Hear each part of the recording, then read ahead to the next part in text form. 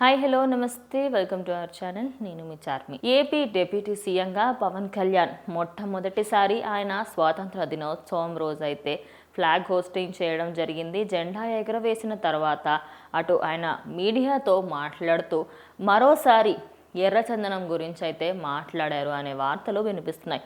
మరి దీనికి సంబంధించి ఆల్రెడీ ఆయన సినీ రంగానికి సంబంధించి ముందటి కాలంలో హీరోలు అటు పర్యావరణాన్ని కాపాడే విధంగా సినిమాలు చేసేవాళ్ళని, ఈ మధ్య కాలంలో పర్యావరణాన్ని ఎలా నాశనం చేయాలి, అదేవిధంగా ఎలా స్మగ్లింగ్ చేయాలి ఏంటి అనే సినిమాలు తీస్తున్నారని, దీనివల్ల ఏమీ లాభం లేదు అంటూ ఆయన మొన్న కర్ణాటక వెళ్ళినప్పుడు కూడా చెప్పడం జరిగింది. అదేవిధంగా ఈరోజు కూడా ఆయన మళ్ళీ మాట్లాడారు అంటూ వార్తలు అయితే వినిపిస్తున్నాయి.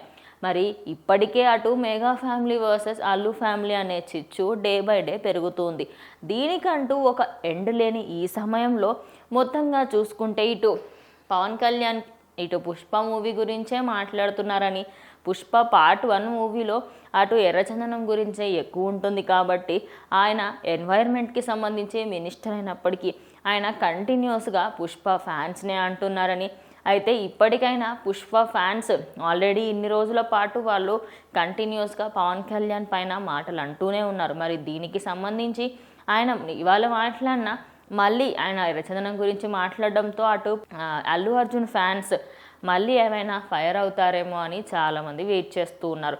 కానీ ఇప్పటికే అటు ఆల్రెడీ ఆ చిచ్చు కాస్త ఇంకా ఆల్రెడీ ఎండుగడ్డి పైన మంట వేసిన విధంగా ప్రజెంట్ అయితే అక్కడ సిచ్యువేషన్ ఉంది. మరి వెయిట్ చేసి చూడాలి అసలు ఈ family issue, fans issue family వరకు వెళ్తుంది.